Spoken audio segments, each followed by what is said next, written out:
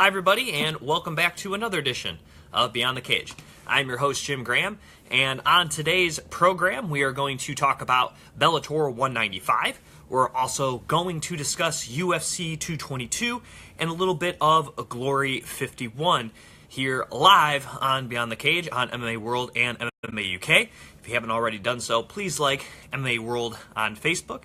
That's facebook.com/MMA World with 2 extra Ds, which you're watching right now. And we're also on MMA UK. It's facebook.com/MMA UK. Also on Twitter at We Are MMA UK. And obviously visit the fantastic website MMAUK.net for the latest and greatest in breaking news with the UFC, Bellator, and more from the mixed martial arts world. Once again, I'm your host, Jim Graham. You can follow me on Twitter at Jim Graham. My co-host, Kayla Beatty, will be joining me here shortly to discuss these things in the world of mixed martial arts. And once again, excited to be talking with everybody this week. As always, please comment below with any questions, comments, or concerns as we move along on the program here. As I welcome in Kayla Beatty here.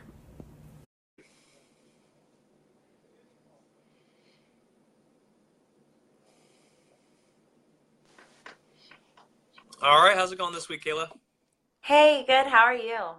I'm doing good. Ready to talk some MMA here this week. This is probably one of the few weeks since we've been doing the show where we actually won't be predicting anything this week. We're just breaking down fights this week.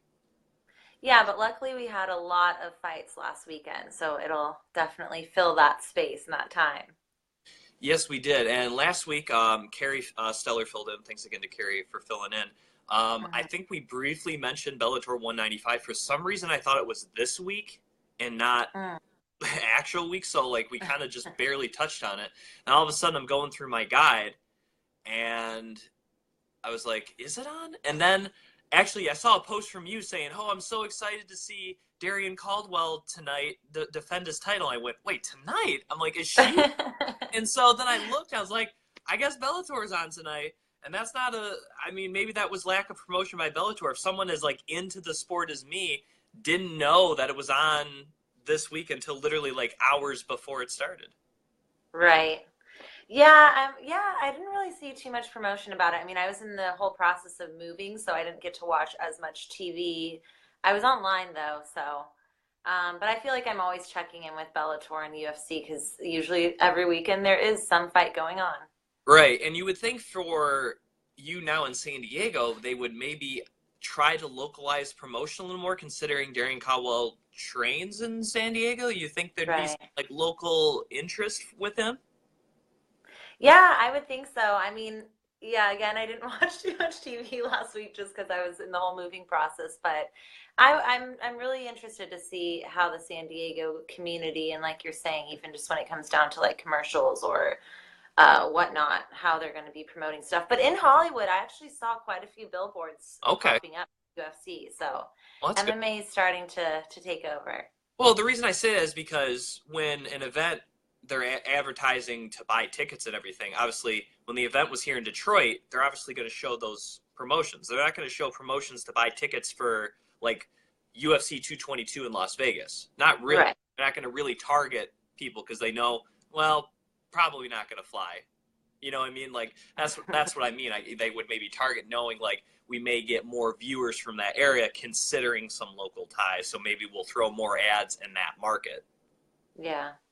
Yeah. And I mean, it was something he mentioned or that the press had asked him if, again, do you feel like you're a champion that's getting the push and the attention and the promotion? And he was one that mentioned he's a little frustrated, but. Well, this was an interesting match, and we're going to start with Bellator 195 here. Then we're going to talk a little Glory 51, as I mentioned, because that was a big deal this weekend. And obviously end with UFC 222, so that's how the show will flow this week. The reason this was interesting because Leandro Higo is a very good fighter. I'm not denying that. But this was his second fight in Bellator, I believe. I'm going to double check to... No, you know what? He did have a fight in between. Okay. See, I had thought he had lost. His first fight was to Eduardo Dantes, which was actually supposed to be for the Bantamweight Championship. He got that on short notice, so missed weight, so it ended up being a 3-round non-title fight. He lost that fight. I thought he immediately got Darren Caldwell, but he did come back in October of last year and defeat Joe Manglo via unanimous decision. So thus why he got the next shot at Darren Caldwell. Now, I'm going to be honest, considering how good and how close the fight was between Dantes and Caldwell, I would have liked to seen an immediate rematch. And I feel like Dantes, being pretty much the top guy for the last 5 years, 6 years in the bantamweight division for Bellator, deserves that honor.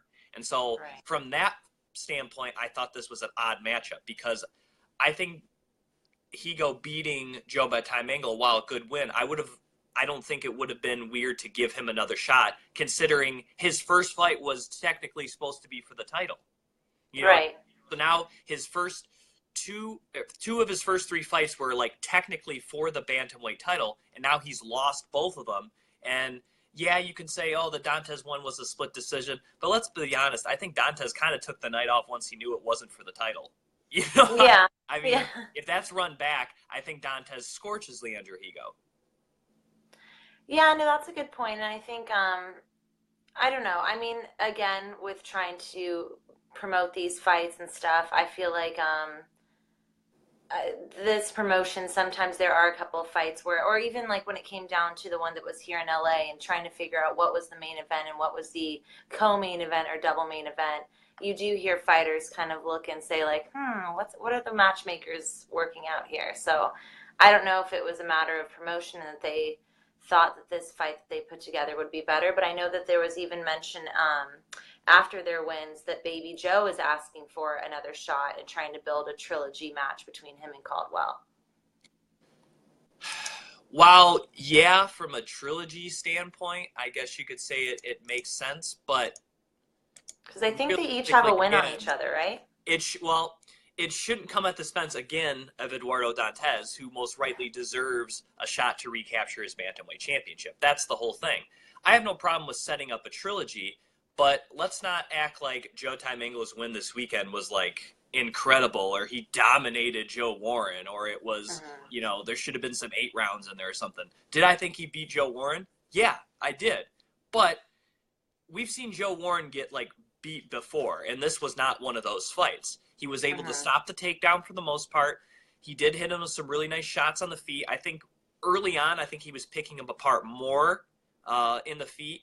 And then Joe Warren kind of was doing some kind of crazy jumping attacks and doing some crazy things. I think threw Manglo off because I think he was not expecting Warren to do anything like that. So I think that kind of threw him off, and that's one of the reasons why the fight, I think, ended up being so close, is because towards the end, Warren was like, all right, I'm having a lot of trouble taking this guy down. I got to change something up. And so I think that's one of the reasons why this fight was so close between those two. And so obviously he does get the victory. And again, looking back at the 2 fights with Manglo, I'm not saying it was kind of fluky, that first one. Let's be honest. Darren Caldwell was dominating Joe Manglo, gets caught in that guillotine choke early in the 3rd round. Yeah, he won, but it's not like that was a close fight or anything like that. The second time they fought, Darren Caldwell did the same thing over, and he put away Joe Manglo. So while, yes, you could say it's a trilogy, I think the chances of him hitting a guillotine choke or knockout again, or even a knockout against Darren Caldwell, I think is very slim. Yeah, and then especially if you look at both too, it's a matter of, who's evolving. And I think that, like you're saying, Darren Caldwell had a better performance that night. Yeah, and speaking of his performance, it wasn't so much that he won, Kayla, but the fact he got this thing so quickly in the first round. And before the fight, or I guess you could say during the fight, they were saying, oh, he's brought in Henry Cejudo to help him not only with wrestling, obviously kind of train to help counteract maybe what Darren Caldwell is going to do. Obviously, being a former national championship wrestler at NC State, obviously Cejudo is a gold medalist wrestler. But the biggest thing I thought from that was, yeah, he can kind of help you and coach you in different situations, but as an actual training partner, you need someone big. Darren Caldwell is almost like 2 Henry Cejudos. You know what I mean? Like, Henry Cejudo's what, 5'3", I think, 5'4"? Darren Caldwell's like 5'9", 5'10". This guy probably walks around at like 170 pounds. He is a monster. You need to bring in some like big dude, some real big dude, and have Cejudo coach you from the side. That's how you Right. Cejudo, because this guy is a monster. He's coming right at you. And once Caldwell decided to use his size and use his wrestling, he got inside, got the clinch, got the takedown. Higo, I think, was probably Quick. too worried about being so perfect to get out of those situations. He ducked his head down. Caldwell scooped that thing up, and that was all she wrote. I mean, that was about as flawless as a victory as you can get. Yep, it was a short night for the champ, and yeah, I think that you're right. That probably is something that they looked back at later and thought, "Shit, we messed up here." Yeah, it was, and that's what I mean, because now it's like, where does Higo go from here? He already has 2 losses to the top 2 guys. Both of them were not good. They weren't like close fights. He does have the win over Jotai Mango, and I feel like they just signed Higo, who was kind of the young up and coming guy in the bantamweight division. He was the main event, the first ever dual card between Legacy and Resurrection. He became their champion. Now all of a sudden it looks like, oh boy, maybe he's not ready for the elite, and Bellator. I'm not saying they're going to cut him, but it's looking like, man, he might not last too much longer. Yeah, and I think it goes down to things that we've talked about before, that their divisions aren't as deep. So if you've already faced the top 3, top 5, and it's not going well, it's going to be hard to make those fights for you. But maybe he'll take a little break and come back with a better performance. We'll see. Yeah. What did you? Let's see. I'm trying to think. So we talked about that was the main event. That was the co-main event. Oh, what did you I think know about people were the talking about Christina Christina Williams Williams and and Emily Emily Ducote fight? Oh yeah. What did you think about that one, Kayla? Yeah, so I was only able to see clips of this one, or actually of most of them, unfortunately. But I know that that was a fight that Chael Sonnen and a few people were saying were fight of the night. I think Christina Williams, I mean, what, her debut was against Heather Hardy. I think that Yeah, was her first she fight in did. Bellator, right? I mean, yeah, she got the win, but I mean, she looked really good. Like that She was looked really good, and we know that Heather Hardy, is also new to the MMA game. But this is someone that she was facing in Emily Ducote that has been around a little bit longer. And from the clips that I saw and what I had read about the fight, I mean, yeah, Christina Williams is that new breath of fresh air that can actually come in here and fight against the elite ladies who've been fighting in this division for a long time, not so much for Bellator. But I thought it was a good fight for that division. I know a lot of the ladies that are currently in it that I've spoken with keep telling me, like, I spoke with Ali Malay, I've spoken with Brooke Mayo, and all of them say, like, we need to have these exciting fights so people believe that there's a reason we should have made this division. And I think that this was a good fight for that. Yeah, I mean, she's an absolute beast at 125 pounds. I mean, she's 5'8". There aren't too many flyweights walking around that height. She had a pretty good. She had a brief amateur career, which actually saw her here in Michigan with KOP. So a little shout out to Michigan MMA. She also did LFA as well as HD MMA before turning pro with Bellator. It's crazy that her first pro fight was with Bellator against Heather Hardy. Talk about like high profile getting thrown into the fire. And now she's 2-0 in that. I think they said she's like 3 or 4-0 in kickboxing as well. Oh yeah. I think there's a chance, she can kind of cross over with Bellator kickboxing as well. I think that's one of the reasons why she got signed to the Bellator contract, her ability to do both. But in this fight, obviously being a lot taller than her opponent in Ducote, and for the most part, she used that. She also used countering very well. I think the biggest thing to score was really Ducote was moving forward more, kind of as Chael was saying. She was the one kind of starting these combinations, but Williams was the one finishing them. And so that's kind of where the score came in. But to me, I thought Williams clearly won the first round. I think that was very apparent. And then I think for sure took one of the 2 final frames. And I think Ducote probably got one. So I do think this was 29-28. Not too surprised it was a split, but I do think the judges got this one right. I do think Williams won. I think this is a really big win because, like you said, Ducote already had experience. She fought for the first ever flyweight title for Bellator. This was her 10th professional fight. And I believe she has some ties to Oklahoma, so I would say she was somewhat of the hometown girl in this fight. Didn't matter. Christina Williams was able to get the job done. Yeah, she's an exciting one to look out for and keep watching. And then real quickly, Juan Archuleta pretty much dominated William Joplin in the first fight of the night. I'm not going to go in depth in that. Obviously, the guy's got a really good record. He's now 18-1. That's in the 145 division, so he's a young guy. I heard he's And trying to call out Paddy Pimblett and bring him over to Bellator, I guess. I don't know. oh, I he's read, calling out from Cage Warriors. yeah, that's what I read.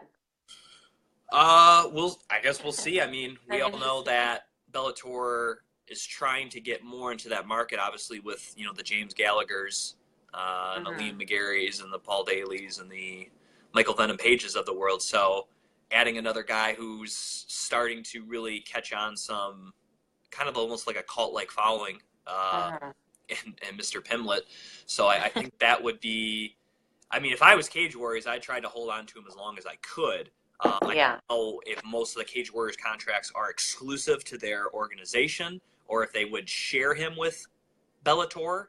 Hmm. That I don't know, but that's something obviously, and I don't know where he's at in his Cage Warriors contract. I don't know if they would just outright let him go to Bellator, so I'm not 100% sure on that, but it definitely would be intriguing to see him over here because Bellator does have a very good featherweight division. And you look at other young guys like an AJ McKee, I think would be a very interesting matchup against Pimblett as well. So they're definitely matchups for, or let's not forget Aaron Pico as well, a very young guy at 145 too. So a lot of interesting moving parts. So if he did come over here, that would be the division to do it with. Right. All right, real quickly before we get to UFC 222 from Vegas this weekend, I want to talk a little bit about Glory 51 just because it was the return of Badr Hari.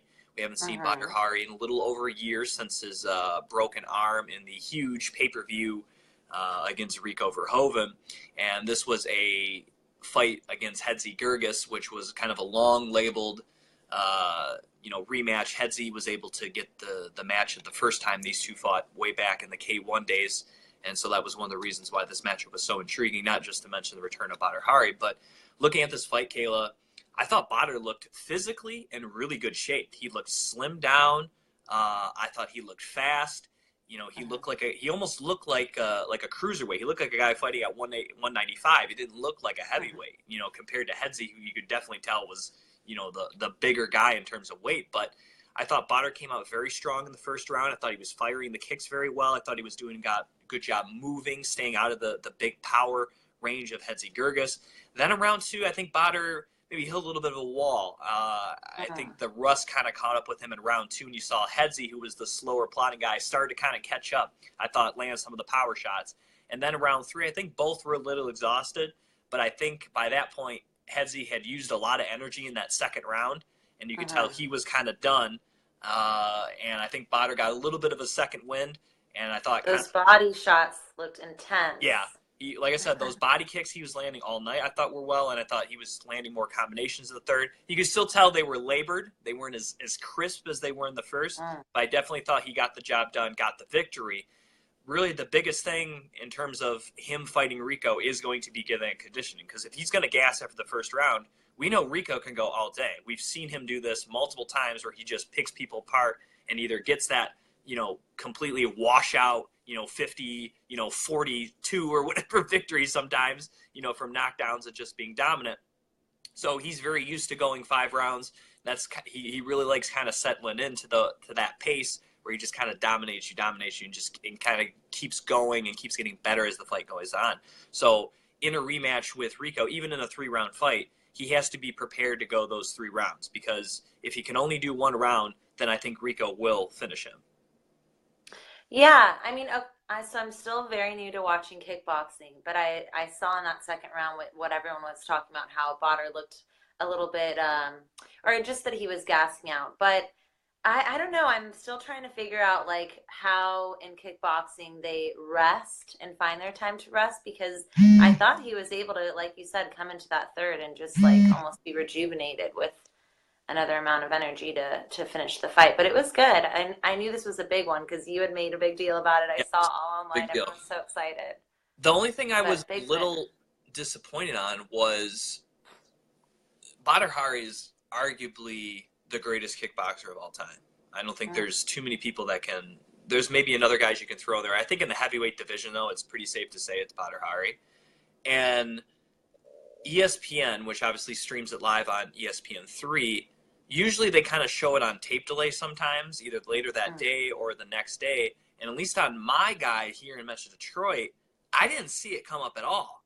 And I thought that was kind of, well, lame, but I thought that was kind of disrespectful, to be honest, to Glory and Badr Hari. To me, that should have, I mean, I think live it would have been 3 in the afternoon. What else was ESPN showing at 3 in the afternoon on a Saturday that wasn't college football? Maybe, I guess maybe some college basketball, but I mean, you couldn't have thrown in on ESPN2, 2 hours of kickboxing with one of the greatest of all time? Like, no, Yeah. you mean no one would have turned that on? Come on. Yeah, yeah, it's a little unfortunate.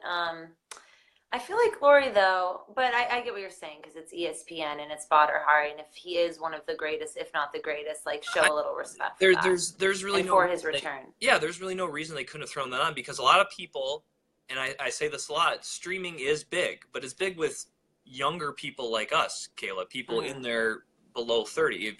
Not saying that someone below 30 has to be. I'm just saying they're more prone to watching things go online, finding streams and that, whereas someone over 30 probably less likely. Just that's all I'm saying. Because there is something about just walking home, turning on your TV, and just popping in the channel. There's something to be said for that ease of doing that. I like doing that. Because sometimes I'm like, oh, is Glory going to be on here? No, I got to go find the stream. So then I got to go over to my computer. So it is a little bit of a hassle. And that's all I'm saying is when something is that big for Glory, I mean, this was a big deal. I think this is something, I think technically it's on pay-per-view for other countries, but I mean, even if this was a pay-per-view here for fans in the US, and even if they charge like $20, I'm Hmm. probably in at $20. You know Yeah, what I mean? Like, yeah. If you're a fan of Glory in the sport, the way that you're speaking of Badr, you know, yeah, people would tune in. They'd pay for that. and this is not to mention how good this welterweight tournament was. My goodness, between these guys, that was Oh absolute. yeah, I wanted to bring that up. Ended up winning by the young man out of France and Dannenberg, who I really like. He's so long, he's so lengthy. I mean, these guys ended up going 6 rounds, and both Mhm. fights were like, man, they were kind of marathons. So I thought, man, when Tong Chai got in the final against Dannenberg, I was like, do either of these guys gonna have anything left? I mean, they both went like 3 rounds, like there wasn't going to be another potential 3 rounds. But that's how you have to fight a tournament. You got to win Yeah. one to get into the second one, and both were super close, super entertaining. Obviously, the final was super entertaining. So the tournament is worthwhile watching as well. And then I thought the co-main event between the two gentlemen in light heavyweight between Mosny and Skavor was also highly entertaining as well. Not the biggest of names for a co-main event, but I'm sorry, it was heavyweight. Um, that was entertaining. Go back, watch the Fight Pass fights. Cedric Doumbé actually got upset Mm. by Nabiev, and this Nabiev guy has kind of come out of nowhere. Kayla, for those who watch Glory, this is a guy I had never heard of really until his last like 2 fights in Glory, and now all of a sudden in back-to-back fights, he's beat Nikki Holtzkin and Cedric Doumbé. That's incredible. Who does that? Where did Yep. that guy come from? I mean, if you're gonna make a statement and be this new hot prospect, those are names that are gonna get you attention. Yeah, I'm that's impressive. He's from I'm trying to look at the country. He's from like Azerbaijan or something like that. Like not a Hmm. country where a lot of like kickboxing guys are coming out of. And now all of a sudden he's 3-0, 2 wins over former world champions, both of them nobody expecting him to win at all. I don't think anybody had him beating Nikki Bet on him or next time. Cedric Doumbé. Um, I know there's a good trilogy that could happen with Groenhart and Harut Gregorian. Obviously, this tournament winner, Dannenberg, factors into that title picture too against Gregorian. But Alim Nabiev, boy, 49-6 now, back-to-back victories in Glory over 2 former champions. If for some reason Dannenberg can't go quickly, I'm all for Nabiev versus Harut Gregorian. I think that's going to be a very excellent bout. Yeah. Yeah, no, that's exciting. There's some fights to be made for sure, and it sounds like this whole card is worth watching. Going back and Absolutely. Bestati was on the card. The knockout Bestati had. Oh my goodness, watching. he killed the dude. Um, yeah, Oh yeah, right. Head kick. Yeah. in Ooh, the first round. ooh. I was in my seat. I was just like, ooh, got burnt. Um, yeah. So very good. Like I said, I don't know if it's still on the streaming on ESPN3. They might have already took it off. I think I was trying, they only yeah, I let was it trying be to on there find it. I had about some trouble. 3-4 days, but obviously the Fight Pass stuff is still on there, so you will get to see that Beztadi fight and the Doumbé fight too. So, all right, enough of Glory. I'm sure some people maybe got put off by that, but come on, Glory's super exciting. If you listen to Joe Rogan's podcast, he talks about Glory all the time. So, that's how you got to do it. So, all right, let's get to UFC 222 here again. Jim Graham with Kayla Beatty here on MMA World. Thanks everybody for joining again this week. I'm at Jim Graham on Twitter. She's at fangirl_MMA. Comment below with any questions, and thanks everybody that's watching currently as we head into UFC 222 this past weekend from Las Vegas on pay-per-view. Real quickly, looking over the undercard, I was able to end up watching every single fight on this card, which isn't always the case depending on how the prelims go, whether I remember to record them or like last week with the Fox thing where they're preempted by a half hour of a weird taped basketball thing or something and we can't see the fight. I thought the very first fight of the evening, Jordan Johnson against Adam Milstead, was fantastic. Great fight. It came down to a split decision. Honestly, I didn't know who was going to win. This was, usually I can go judge, but legitimately I was like, man, this is a tough one to judge. Like I didn't know who was going to come out, but Jordan Johnson ended up coming out. Very close fight, very entertaining fight. Really liked it. Then the second fight, I kind of mentioned this on the prelims. Cody Stamen has ties, trains right down the road here in Dearborn, Michigan, with Michigan top team Darren Cruikshank, Jason Fisher, Jared Brooks, also who's in the UFC, does some training there as well. But I didn't think Cody Stamen won this fight, if I'm being honest. I thought Brian Caraway was the one pushing the action. I thought Brian Caraway was the one that was closer to actually winning this fight on multiple occasions, majority in the first and third. Now, I would have gave Cody round two. I think that's the only round he wasn't taken down or Caraway didn't have any top control. And I thought Cody landed some nice counters. But rounds 1 and 3, I don't know how you can give Cody either one of those rounds because Caraway came close to finish the fight with submissions. He had top control, and that was the biggest thing going in that round. That was the biggest swing of momentum, was when Caraway had control on top. And I don't think Cody just stopping takedowns and, throwing the occasional shot, I don't think was enough to get the victory for me, in my opinion. But what did you think? Yeah, I mean, I think again, it might come down to, again, I don't know if they were using the new rules or old rules, but I think that's really what's coming down to where, judging is getting confusing. Um, is someone getting a takedown and doing enough damage, or is there a significant amount of damage just from stand up? And I feel like when there's fights like this where it maybe isn't so clear cut, that's where you end up getting wins, or given a win that's a little controversial. But from what I remember, I think I remember Stamen, I guess I could understand how, they might have given it to him, but I feel like it was, one of those fights that was just kind of really hard to judge and score. Look at it this way. Here's the stats, right? Total strikes, 116 out of 236 for Brian Caraway. 115 for 185 for Cody Stamen. Now, granted, Caraway was only 1 of 23 on his takedown attempts, but that one takedown coupled with, I think must have been a failed, they must have not counted as a landed takedown in round 3, but he definitely had ground control in round 3. To just 0 for 1 for Cody Stamen. To me, those were the biggest difference in strikes. Other than that, the striking disparity and the most in any round was Caraway in the first round again, which I thought he clearly won, 45-26. And then even round 3, Stamen did outstrike him 55-39, but again, Caraway had those submission attempts, right towards the end there. He was, again, the closest to finishing this fight. So, the stats, I'm not saying it wasn't close. I'm not saying that Caraway, rolled with this victory or anything like that, or he absolutely dominated Cody Stamen or that. I'm not trying to make it sound like that. I just thought, to me, I thought it was obvious that Caraway did enough to get the victory. That's all I'm saying. Yeah.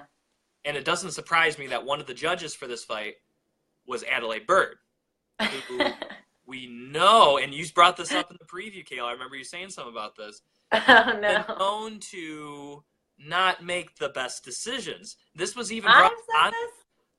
Maybe it was Carrie. I don't know, but I thought you had mentioned some like in a previous show.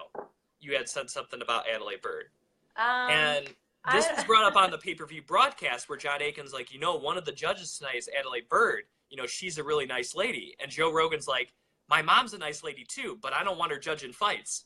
Oh my And God. so and DC's cracking up and stuff like that, and he's kind of absolutely right. It's like, I'm sure she's a nice person, but she's made too many mistakes to be in these high profile fights right now.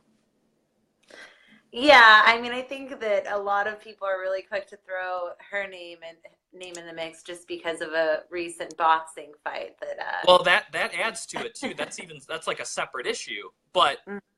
I think that should lend to her credentials as an official, right? But yeah, I guess to add to what you're saying, it is interesting on the fights that some people don't agree with judging. It is interesting that she's always, oh, not always, I don't want to say always, but that she in this A lot of case. I'll put it this way, a lot of the Vegas ones she's on. Mhm. I don't know Yeah. about other states or commissions, but she's frequently on the Nevada cards. And then, boy, Zach Otto, good win for him. He knocks out Mike Pyle. I think it's time for Mhm. Mike Pyle to call it a career. I mean, he's got knocked out bad kind of these last couple fights. I think he's 40 or 39. He's been around for a super long time. Not really sure really what's left for him. Obviously, he's not competing at a high level anymore. Do you think it's Well, time for like Mike that Pyle? actually was it was his retirement fight, and Okay, that's I why didn't hear that so before the fight. Okay, well, good, yeah, he was good. He so should retire. disappointed. He was so disappointed because obviously you don't want to go out that way in your retirement fight, but Yeah, well, I mean, it was kind of, I hate to say it was kind of tailor made for something. I mean, you look at the difference in body types. Piles is really kind of long, lanky. He's more of a slick guy. He likes kind of moving in and out, whereas Otto's just this big, huge, powerhouse wrestling looking guy. Not too surprised that's how this fight ended up turning out. right. Yeah, well, it's a good win for Otto, like you said. And then we had the whole situation with Hector Lombard and CB Dalloway. Hmm. Um, on first glance, when I first watched it, I was like, his body was already in motion, this and that. But the more I kind of watched the replay, I heard other people talk about it. You can kind of give him that first one, Hmm. saying it was a counter to the kick. But when he comes back with that straight right, the second one, the one Yeah. that actually puts him down, the bell had already gone. It had been 3 or 4 seconds. But that's the rules. It's a Yeah. disqualification. It's whether he meant it or not, whether he really heard the bell or not. It's irrelevant. The bell went off. Everybody else heard it. It was clearly after. It put the guy down who couldn't continue, and that's the rules. It's unfortunate, but and I don't think Hector Lombard's a dirty fighter. I don't think he meant to hit him after the bell, but he did, and Hmm. those are the consequences. And he may get cut. I heard I was listening to someone saying, well, that maybe there's kind of some intrigue now with them doing a rematch, but are that many people intrigued? The first time between CB and Hector, so I'm gonna be that intrigued the second time around. I mean, I don't know. I think Hector obviously is a age. You add in USADA, add in weight cut, a lot of different things that have hurt him here in these last couple of years, and he's definitely just not the same guy, and you can tell that. You can see flashes of the power like you saw, but he's not the same guy that came into the UFC on like a 22 fight win streak or whatever it was. I think he will be back, and I think he's going to be back on that Miami card with Yoel Romero in Miami. When's that supposed to be? I don't know. They were teasing about it. I think, oh shoot, I don't remember what date they were saying. I think this summer. But Yoel was trying to get a fight in Miami. But That yeah, that would I make sense, agree. obviously being from Cuba as well. Yeah, that might be his saving grace. Who knows? Because what is his current situation? Let me see. For Lombard, he's lost his last 5 fights now, and Okay, yeah. he got knocked out by Dan Henderson. He got Mm, knocked out by Anthony Smith in his 2 most recent fights. I think there's also a loss is the Neil Magny Johnny. loss in that streak as well. Mm-hmm. So Yeah, yeah, you're right. I mean, he's definitely in that zone to where usually people will get cut. I think that again, the Miami fight might be a saving grace. And that is unfortunate because I think that this could have been a good fight and maybe one that he could, you know, rejuvenate his career and come back, but then you get this DQ and I mean, I don't think it was intentional, but like you said, I mean, there was no way that CB Dalloway could continue. He couldn't even walk out of the octagon. So yeah, it's an yeah, they had unfortunate. to. It's crazy. On this night, there were two people that won that had to be stretchered out of the cage. Yeah. You know, when's the last time you saw that?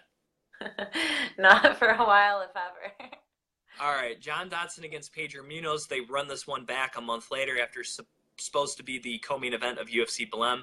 Back the first week of February, obviously Munoz missed weight, citing not proper bathtub or whatever. I don't know. To me, Yeah, the you gotta know in facilities in advance what Brazil. you're dealing with. And for a guy that is from Brazil and Pedro Munoz, you think he'd know a little better uh, Yeah. what the situation might be like down there. Because John Dodson made weight. Obviously, Munoz didn't. They didn't run it, which good on Dodson. I mean, he was 5 pounds over, so I don't blame him for not taking the fight. They run this one back. Super close fight. Obviously, in the first round, you could definitely tell the speed advantage for Dodson was really apparent. I thought Hmm. really picked him apart in the first round. Second round was close, but I think by the third round, I think even though Dodson was having success, Munoz just kept on coming forward. And I think that maybe got Dodson a little bit frustrated. The fact Yeah, that I noticed he's that too. still coming forward. And I think that third round I probably would have gave to Munoz, but I think he probably lost the first two. And so I agree with the judges there, two of them giving it to Dodson. I think Munoz, I'm going to be honest, I thought put up a little better fight than I thought. I really thought I Dodson was, was mhm. able to kind of pick him apart in the first and then put him away in the second. But he hung around. He kept on coming forward. Obviously, he made weight. That was a big deal. But this was a really big win for John Dodson because he had a couple of close losses, in his last few fights since moving back up, to the bantamweight division. He was 2-2 entering this fight. Two close losses to John Lineker and Marlon Moraes. This time, however, he comes out on the correct side of a split decision, now beating Pedro Munoz. And all of a sudden, he's kind of right back in the thick of things in the bantamweight division, and we can start talking about the rematch with T.J. Dillashaw and all that stuff. But probably needs at least one or two more fights though before we get there. But at least that discussion kind of creeps back up a little bit now with this win over Munoz. Yeah, I mean, just to add to that, I think it was a good fight for both guys because I think, like you just said, I felt the same way. I feel like even, Dodson felt the same way that he wasn't really expecting maybe it to go to decision or for it to be a fight like that. So it was a good look for Munoz. It was a good look for Dodson. And like you said, I think it just puts him back in that with the top three, top five guys or top three guys. Alexander Hernandez scorched Beneil Dariush. I don't think anyone Yeah. saw this coming.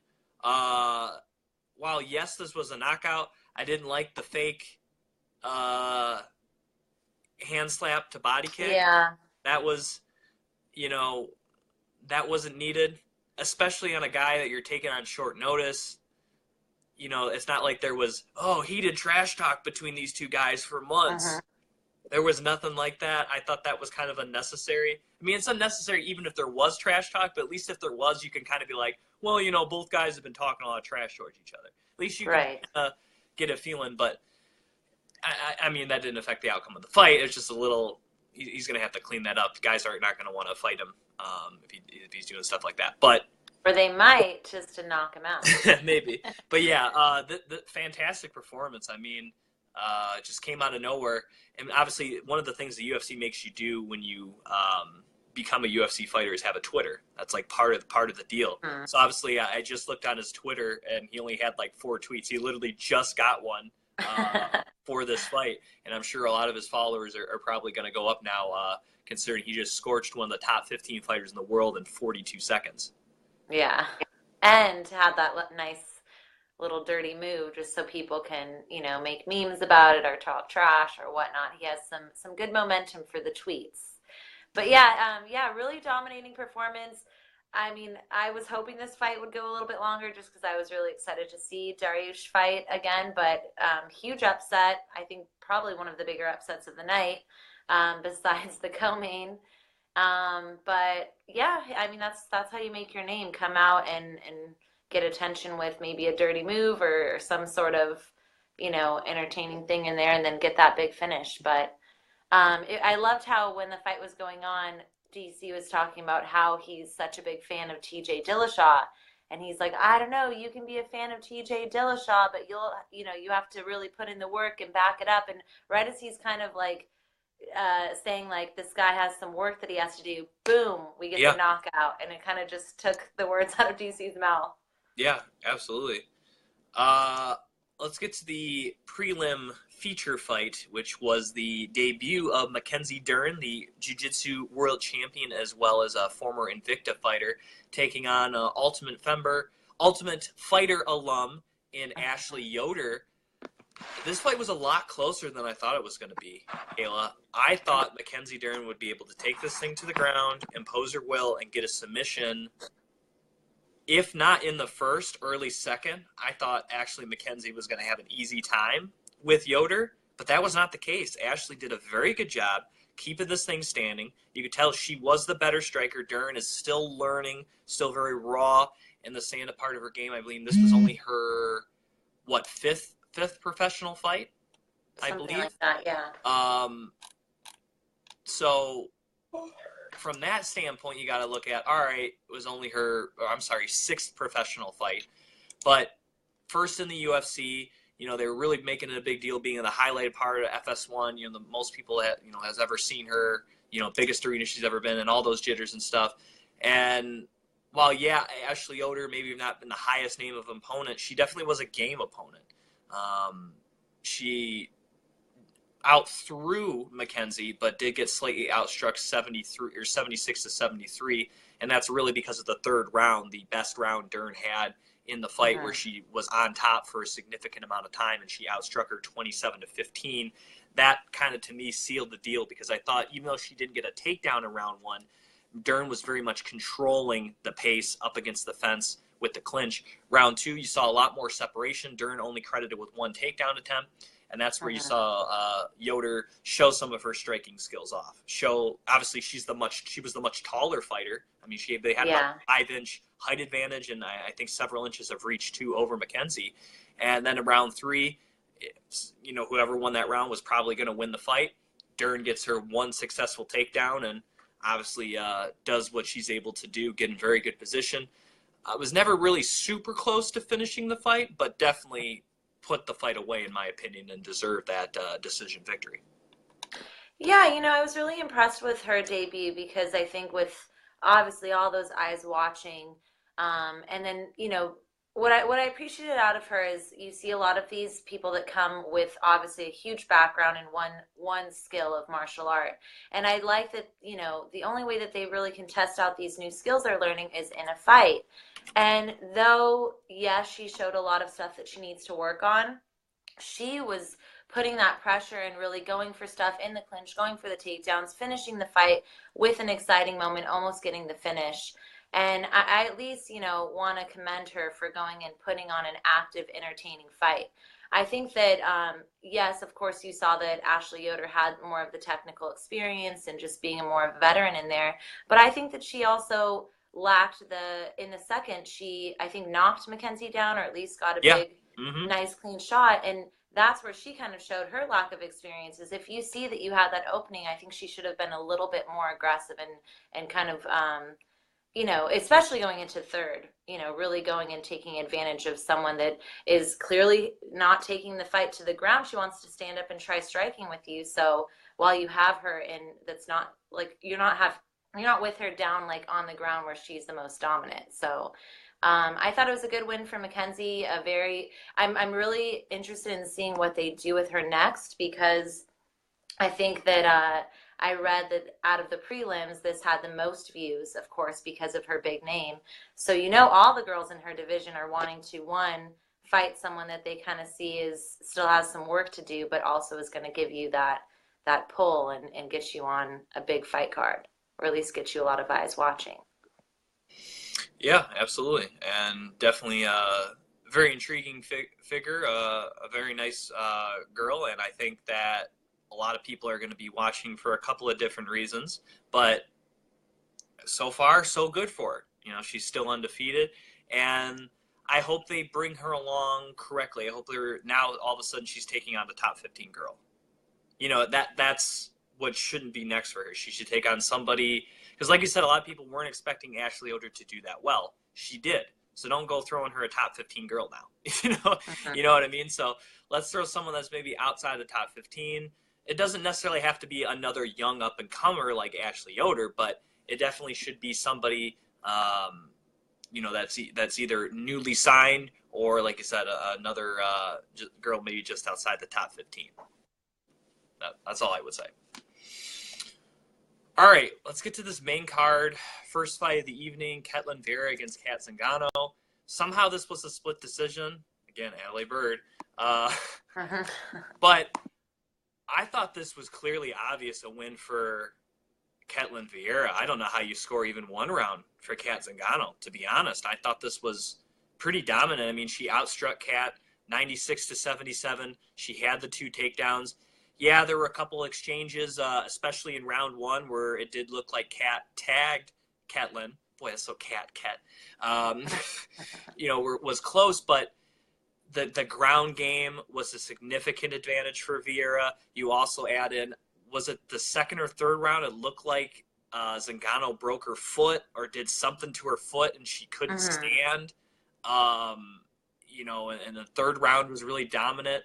I thought for Vieira, the second round was the most dominant. I mean, she outstruck her 39-14, landing one of those takedowns and pretty much riding the whole round out. You could have called that a 10-8, to be honest.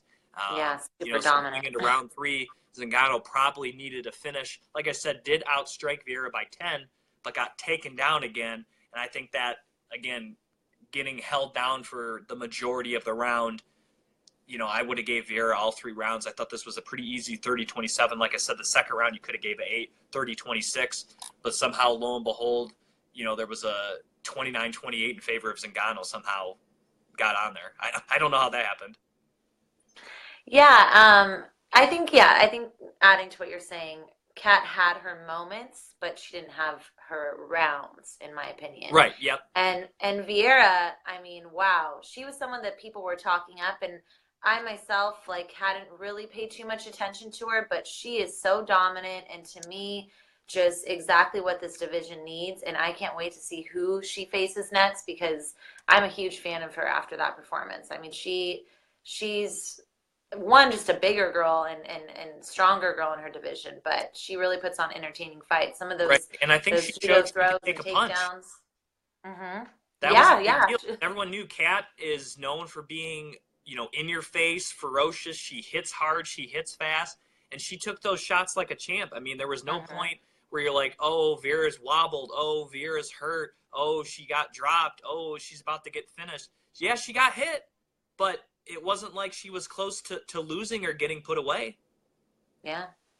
And for Kat, do you think this was more of age catching up? Do you think this was cage rush? Do you think this was just taking on a simply better girl? Do you think a combination of all 3? What do you think it was? Because, like you said and I said, there were flashes of the old Kat Zingano, but they weren't sustained long enough for her to really change the outcome of this fight. I think one of the biggest things I saw is, I think that, like you said, after she, hit her a few times, it looked like Kat was almost frustrated and shocked, like, holy shit, who is this person? That she might have been sleeping on her a little bit too. So I think it was more a matter of that she just realized, maybe she wasn't able to figure out a game plan, or maybe she just wasn't able to, beat Vieira's strength. But I think it was a matter of being frustrated with her. And then it might have been, so her last fight was in 2016. It's been a little bit of time. So it might have been, getting in there and trying to get back in your groove. And when you go in there and throw those big shots and this person's still coming at you like a tank, I don't know. I just think that she kind of frustrated her and messed with her game there. But I don't think that she's done. I wouldn't say that. Well, the biggest thing is how long will this foot injury keep her out? Because if she's out another 16 months, she Yeah. might as well be done because that's the biggest she's gotten hurt in her career. She's gone through a lot in her career, obviously with the passing of her husband. She has a young Mhm. son that she has to take care of, manage that with like a gym and training and trying to fight and injuries. She's had to go through a lot of stuff. I'm not denying that, and that's definitely one of the reasons that makes her, an attractive matchup. Because she has that story of overcoming this stuff, but she's had to overcome so much. It's kind of starting to look like she might not be able to fully overcome it for, like I said, a variety of different reasons. Just age, time off, injury. You can say the division's kind of passed her by a little bit. Just these girls are just getting better than when she kind of was Yeah. towards the top of the hill, and when she was beating Misha Tate. The division, you can say, maybe kind of passed her up a little bit, and it's unfortunate because she had a very real chance to be champion, a very real Mhm. chance to be a dominant champion, but just that's sports though, and she's one of the unfortunate side effects for it, and probably the first real one we've seen in the women's division of someone that was just like, man, what could have been with Kat Zingano. Right.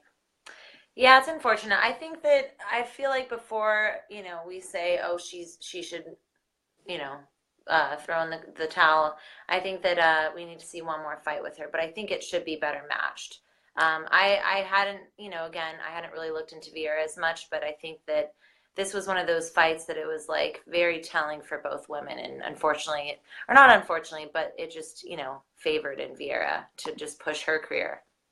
Speaking of pushing right back, I don't even really want to talk about Andre Arlovski and Stefan Struve, because I thought this was a bad fight. I didn't think it was that great a fight. I Arlovski kind of did what I thought he would do, but once again, I'm very disappointed in Stefan Struve. I mean, didn't do anything to establish his reach, his height. Didn't, in my opinion, I thought he's the way better grappler of the two. We've seen Arlovski, especially in his last couple fights, have bad exchanges on the ground. In the Tybura fight and the Josh Barnett fight, he looked awful, Kayla. And there was no pressure from Stefan Struve to really get him in that. In fact, Arlovski was the one taking Struve down. Why, I don't know, but he was. And Struve just did, to me, Struve did nothing in this fight. Arlovski did enough to get the win, but let's not act like that was a vintage Andre Arlovski. Let's not act like Andre Arlovski's coming back or anything. I mean, he beat Stefan Struve, but this was not a very good fight. And considering the exciting fights these guys have had in the past, the exciting finishes these guys had in the past, this was nowhere close to their A-level performance. This was like a D fight, and it had the potential to be a really good fight, but it wasn't. It was really bad. And for people that talk, oh, Arlovski, he's still in there competing. I think this fight, even in a win, shows Arlovski probably shouldn't be out there anymore. Like he should hang them up. There's no reason for Andre Arlovski to still be fighting. So this is so bad. I completely forgot about this fight. I just See, that's why realized right now when you started talking about it, No, but it's because there okay was that so. you forgot about it because it was bad. You didn't miss anything. Like that, you're No, actually I mean putting I watched the fight, but I just forgot that we were going to be recapping it, and I pulled up, UFC.com in the car, and I'm like, I oh mean, shit, that don't even recap of remember saying you writing forgot notes is on pretty it. much. I wish I did forget it, Kayla. I'm Oh being honest. gosh. It was that bad of a fight. It was not a great fight. And that's why I said we can kind of just move on to the next one because I'm done with it. I'm not. And of course, it was the only fight I got wrong of the night of my picks too, right? Go figure. That's how it works. Because let's get to someone we do want to talk about. Let's get to someone that is exciting. Let's get to someone that's bringing some life into the UFC. I'm talking about Sugar Sean O'Malley, okay? Mhm. Talk about injured foot. Yeah, Ken Zagano had the injured foot, but Sean O'Malley had the injured foot, and somehow his opponent, Andrei Sukumkov, didn't notice. How did he not notice, Kayla? I don't know. I don't know. Were his coaches yelling at him? Keep it standing! Keep Yeah. it standing! And you see him take him down to the ground, and I'm in the bar We all were watching just friends, like, and we're all just like, does he know his foot's broken? Did he not see him doing the Karate Kid, 1 foot crane technique? What? yeah. Do you think Sukumiya just got hit too many times in the head, and he just didn't really know what was going on? Do you think he wasn't all there? Because that was like bad. That was a bad move. I mean, yeah, he won that round, but he needed to finish. He didn't need I to win the know. round. He needed to finish a fight because he was clearly down 2 rounds. And what's crazy is, something that I think one of the guys on commentating, John, Joe, or DC, were saying, even if you kept it standing, like, I guess to win a fight, or there's, within the rules, you have to be able to hold a fighter's stance and Right? and be able to. So even if he would have just, what was there, at least a couple more minutes left on the clock. There was like Um, 3 minutes. It was like yeah, you could round. have just won by default, but I Yes, he mean, could have won by we all injury. know that Yes. Andre probably went home, saw the tape, or I'm sure his coaches let him know right away, like, what were you thinking? So I feel really bad for him more than anybody. But before that even happened, I mean, the fight was super exciting. Like you Not, said, and I, not I the love one how you thing. said Sean O'Malley is Yeah. bringing life into the UFC. That's like a Right. perfect way to describe it. And like I said, I think he could have not all been there. I mean, he got hit with Hmm. some hard shots. I mean, that first Yeah, round, he got outlanded 28-4. Not good. He got yeah, tagged. He almost was out. Round two, he got outstruck 31-13. It was not yeah. looking good for him. He was getting hit.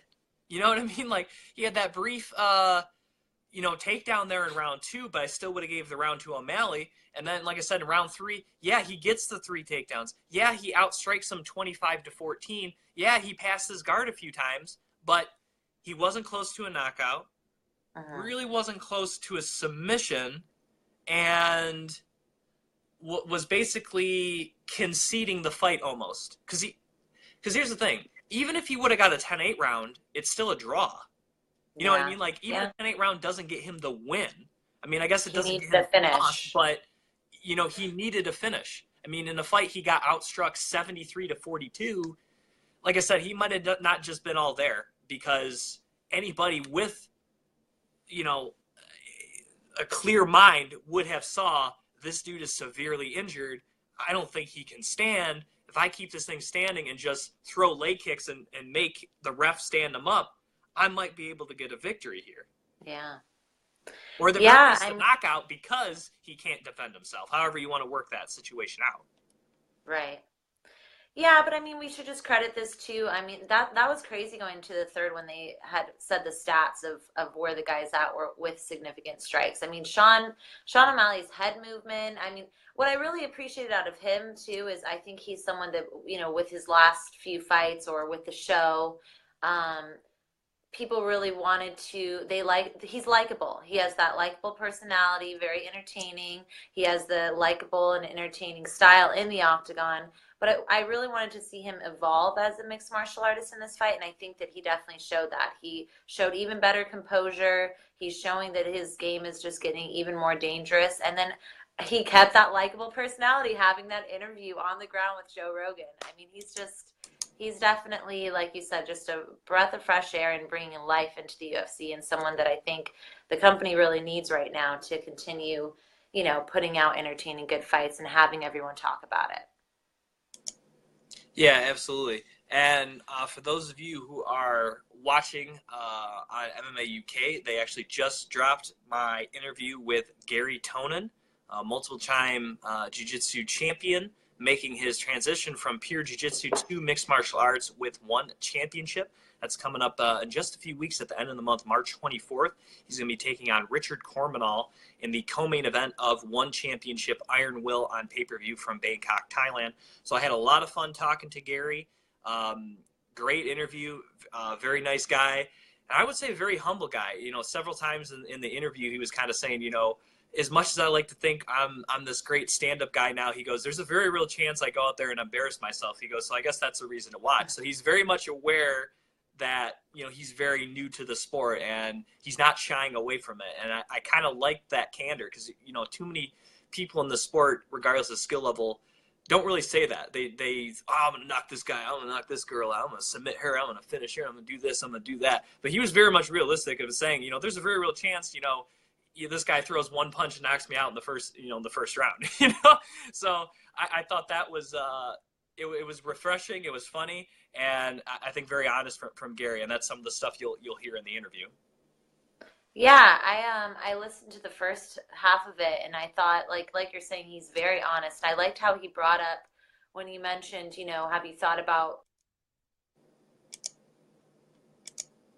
Oh, something that he was so honest about that other fighters have hello? Oh, yep, haven't you're been there. as honest about as I okay. I really enjoyed how he had mentioned, when you are someone that's coming from a background where obviously he has all of this experience, um, if you try and go in the pro amies, a lot of people will back out of fights because when you're in your amateurs, you don't want to be going against a specialist like Gary Tonin. And I thought that was cool that he was honest about that point because there's a lot of people that'll say, oh, Anna Houlihan or Heather Hardy think they can just jump past the amateur fights and go straight into pro. Well, there's factors like that coming into play.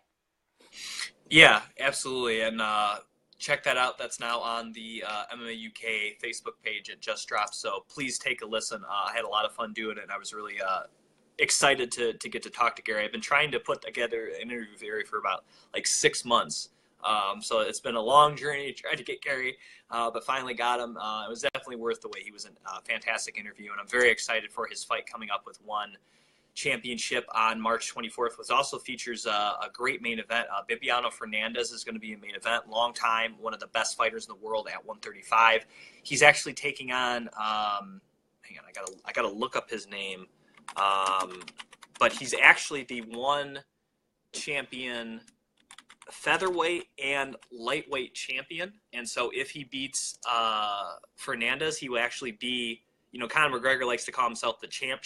This guy will be the champ, which I Uh-huh. know has never been done. So he will actually be the champion in 3 different weight classes of a major promotion in mixed martial arts.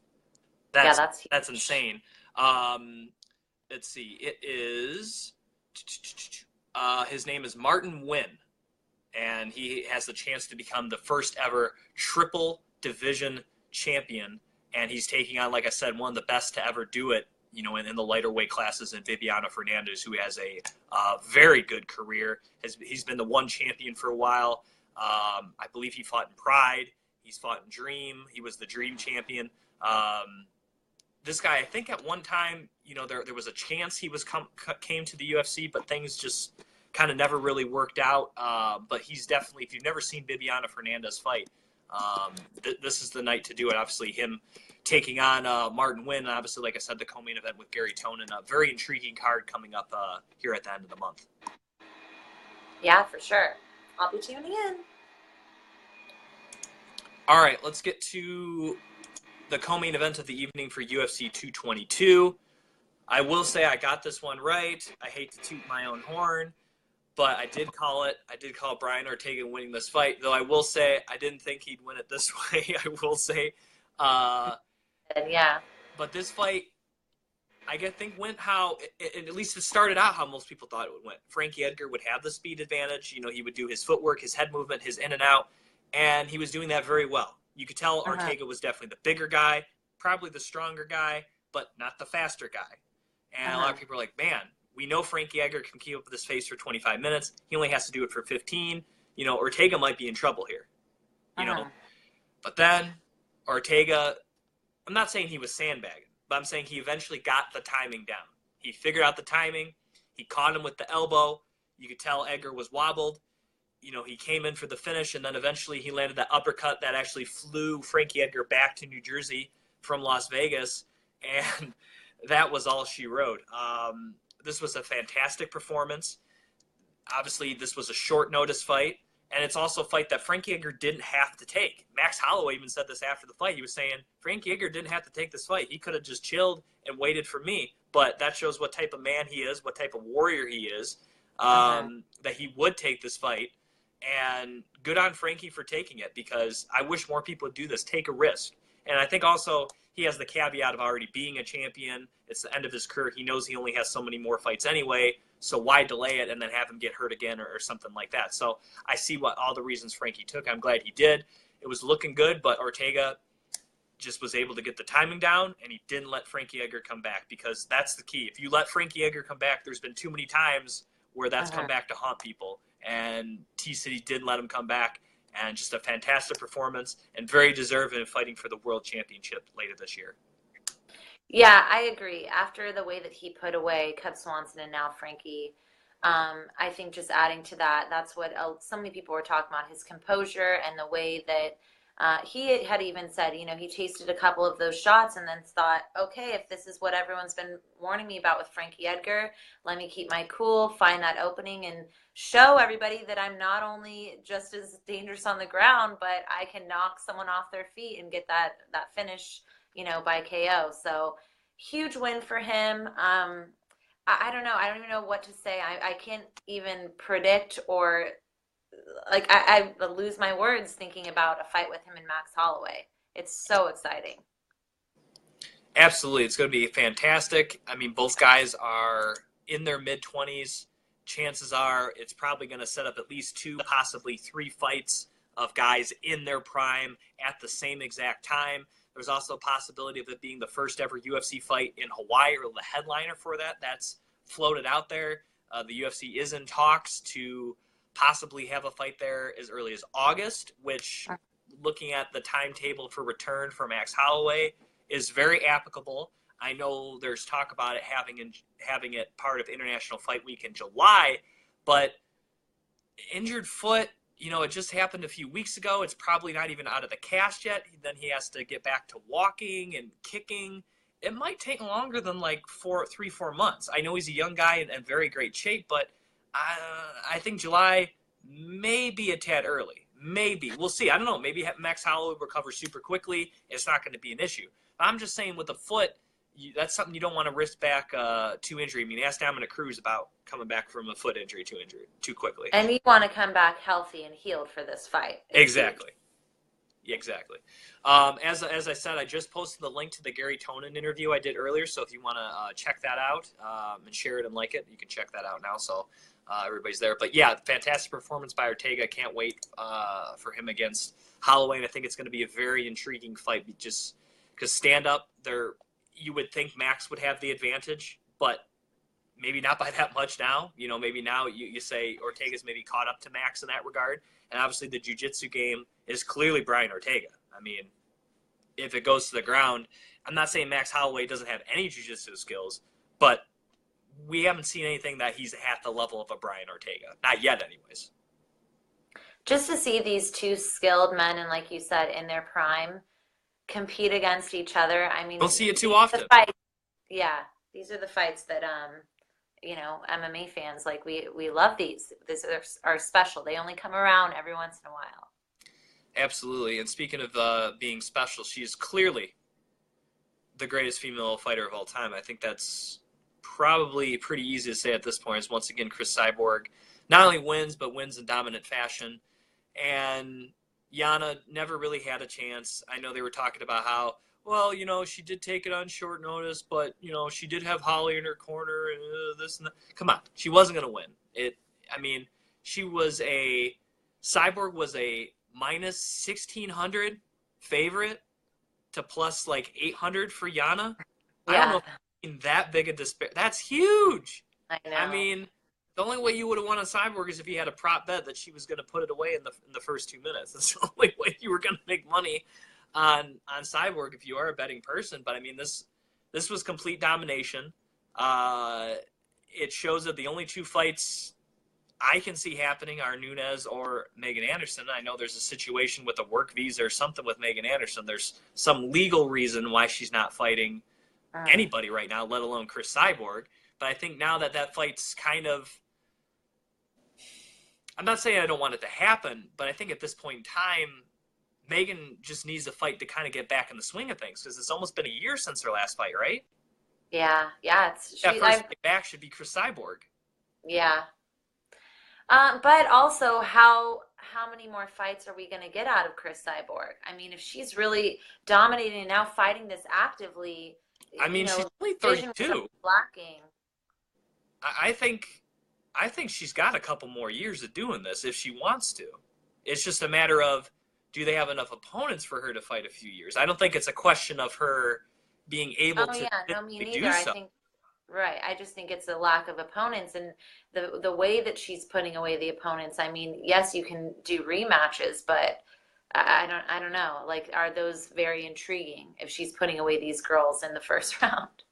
Yeah, I think now nothing's been signed, but there's rumors out there that Raquel Pennington, will fight Nunes for the title. Now, Uh-huh. Pennington hasn't fought since beating Misha Tate at UFC 205. And She's had she's some coming off injury. a big She had injury an too. injury. I actually wouldn't be mad if they made Pennington kind of take a fight maybe against a Ketlin Vieira, Uh-huh. because I don't think that long an injury should get her the title shot just because she's kind of like the only one to get the title shot. I think that's the only reason they're really giving it to her, is because some of the other girls have already fought for the title, have already lost, whether they Uh-huh. fought Amanda Nunes or not. And then obviously you have Shevchenko, who actually moved divisions. Right. So there's that as well. But I'm okay with Pennington taking on someone like a Ketlin Vieira to solidify the number one contender status, and make Uh-huh. sure, is she okay? Is she rebounded nicely after this leg injury? Because she's been out now Right. for like 18 months. So I think that's fair. I think that's fair. I think Raquel would agree with that. At least I hope she would. I think that's fair. Then you have Nunes fight Cyborg. I think that's how you do it. And I think that's a safe way to do it too, because say, Pennington goes in there and gets the upset and beats the champ. Well, then does Chris want to fight, Amanda Nunes Exactly. anymore? Or It does he sours want to it. now Pennington for the belt? And is Pennington ready for Chris Cyborg? So Or I yeah, think does that's she even probably want to the fight Chris safer Cyborg? way. Yeah. Yeah. Well, they kind of brought that up. I was listening to Joe Rogan. He was saying, Kat at one point in time said she would fight Chris Cyborg. But with Uh, Kat losing to Ketlin Vieira, that's not a very intriguing matchup to give Kat Zingano Chris Cyborg now. right. You know what I mean? That's not the So fight that we're talking about that she that's needs the to same thing if get. Nunes ends up losing to Raquel Pennington, which very realistically could happen. Now that matchup it's not as sexy. You kind of got to strike while the iron's hot, so to speak. I don't mean sexy in terms of maybe for some people, but I'm just I meant in like money matchup. That's what I meant. Yeah. No, I Clarify that. know. Thank you for But yeah, that's Yeah, no, I think the way that you've described it, that's the way that makes sense, have Pennington come back. And I think Vieira after that performance, that like she is deserving of getting a, title contender fight. But with Chris, yeah, it's just a matter of, I mean, I think that she still has the fight in her. I think that she's in her prime and enjoying, all of these being champion and reigning and defending her title. And I think that, of course, she has her other eyes on, she's played around with WWE. She wants to still be entertaining and fighting and competing. It's just that there's not that many opponents for her. And I agree, throwing in a Megan Anderson over a year later, I want to see Megan Anderson compete against her when she's also in her prime and just coming up with all of these wins.